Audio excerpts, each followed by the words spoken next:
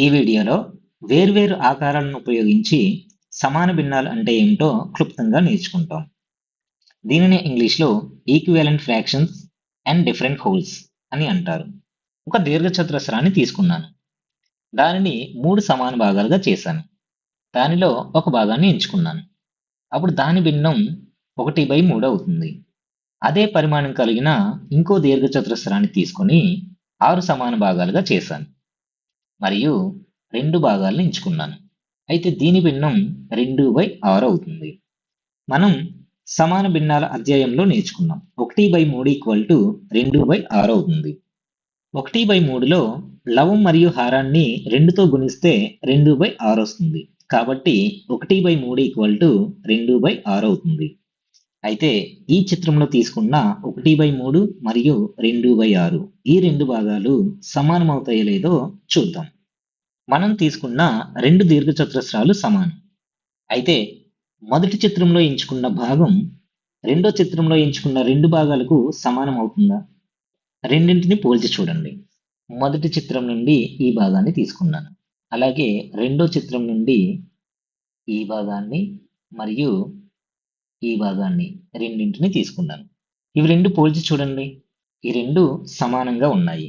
మొదటి చిత్రంలో 1/3వ భాగం మరియు రెండో చిత్రంలో 2/6వ భాగం ఈ రెండు సమాన పరిమాణం కలిగి ఉన్నాయి. కాబట్టి ఇవి సమాన భిన్నాలు అవుతాయి. ఇంకో ఉదాహరణ చూద్దాం. కింద ఇవ్వబడిన ఆకారాలు సమాన భిన్నాలు అవునా కాదో తెలపండి. ఎడమ వైపు చిత్రాన్ని చూడండి. మొత్తం 8 భాగాలుగా విభజించాం. దానిలో 6 భాగాలను రంగుతో గుర్తించాం. కాబట్టి గుర్తించబడిన భాగం 6/8 అవుతుంది. కుడివైపు చిత్రాన్ని 4 భాగాలుగా విభజించాం. దానిలో 3 భాగాలను రంగుతో గుర్తించాం. కాబట్టి ఇది 3/4 అవుతుంది. అయితే 6/8 మరియు 3/4 ఇవి రెండు సమాన భిన్నాలు అవుతాయి. అలాగే రంగుతో గుర్తించిన భాగాల పరిమాణం కూడా సమానంగా ఉందో లేదో చూడండి. చిత్రంలో ఈ భాగాల పరిమాణం కూడా సమానం అవుతుందో లేదో చూద్దాం. ఎడమవైపు చిత్రంలో ఈ భాగం కుడివైపు చిత్రంలో ఈ భాగానికి సమానం అవుతుంది. అలాగే ఎడమవైపు చిత్రంలో ఏ బి ఈ రెండు భాగాలు కలిపి కుడివైపు చిత్రంలో y భాగానికి సమానం అవుతాయి. ఇక మిగిలిన భాగం సిడి ఇవి రెండు కలిపి కుడివైపు భాగం z ని తిరిగేస్తే సమానంగా ఉంటాయి. అంటే ఎడమవైపు గుర్తించిన అన్ని భాగాలు కుడివైపు గుర్తించిన అన్ని భాగాలకి సమానం అవుతున్నాయి. కాబట్టి ఇవి సమాన భిన్నాలు అవుతాయి. ఇంకో ఉదాహరణ గమనించండి. కింద ఇవ్వబడిన ఆకారాలు సమాన భిన్నాలు అవునో కాదో తెలపండి. మొదటి చిత్రం భిన్నం 1/3 అవుతుంది మరియు రెండో చిత్రం భిన్నం 2/6 అవుతుంది. 1/3లోని లవహారాలను 2తో గుణిస్తే 2/6 వస్తుంది. కాబట్టి ఇవి రెండు సమాన భిన్నాలు అవ్వాలి కదా, కానీ అవ్వవు. ఎందుకంటే రెండు చిత్రాల యొక్క పరిమాణం సమానంగా లేదు. మొదటి చిత్రంలో 1/3వ భాగం చాలా చిన్నగా ఉంది.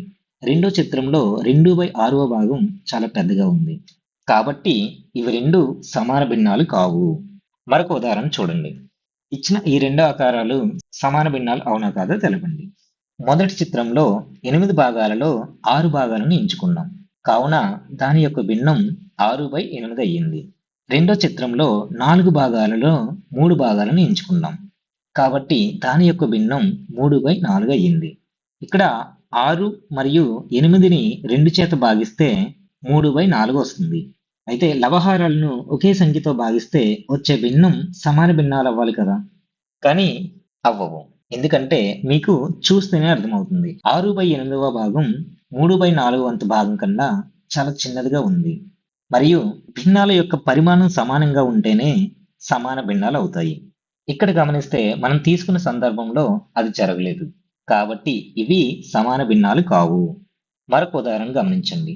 క్రింద ఇవ్వబడిన ఆకారాలు సమాన భిన్నాలు అవును కాదో తెలపండి. మొదటి చిత్రంలో భిన్నం 1/3 అవుతుంది. ఎందుకంటే 3 భాగాల్లో ఒక భాగాన్ని ఎంచుకున్నాం. అలాగే రెండో చిత్రంలో భిన్నం 2/6 అవుతుంది. ఎందుకంటే 6 భాగాల్లో 2 భాగాలను ఎంచుకున్నాం. కానీ ఈ రెండు భిన్నాల యొక్క పరిమాణం సమానంగా లేదు. కాబట్టి ఇవి సమాన భిన్నాలు కావు. ఇంకో ఉదాహరణ చూడండి. ఈ క్రింద ఇవ్వబడిన ఆకారాలు సమాన భిన్నాలు అవునా కాదో తెలపండి. మొదటి వృత్తం యొక్క భిన్నం 6/8 అవుతుంది. ఎందుకంటే ఈ వృత్తాన్ని 8 భాగాలుగా చేసి 6 భాగాలను ఎంచుకున్నాం. కాబట్టి దీని యొక్క భిన్నం 6/8 అవుతుంది. అలాగే రెండవ వృత్తాన్ని 4 భాగాలుగా చేసి అందులో 3 భాగాలను ఎంచుకున్నాం కాబట్టి దాని యొక్క భిన్నం 3/4 అవుతుంది. కానీ ఈ రెండింటి భిన్నాల పరిమాణం మాత్రం సమానంగా లేదు. కావున ఇవి సమాన భిన్నాలు కావు. ఈ వీడియోలో మనం ఏం నేర్చుకున్నాం? వేర్వేరు ఆకారాలను ఉపయోగించి సమాన భిన్నాల గురించి క్లుప్తంగా నేర్చుకున్నాం.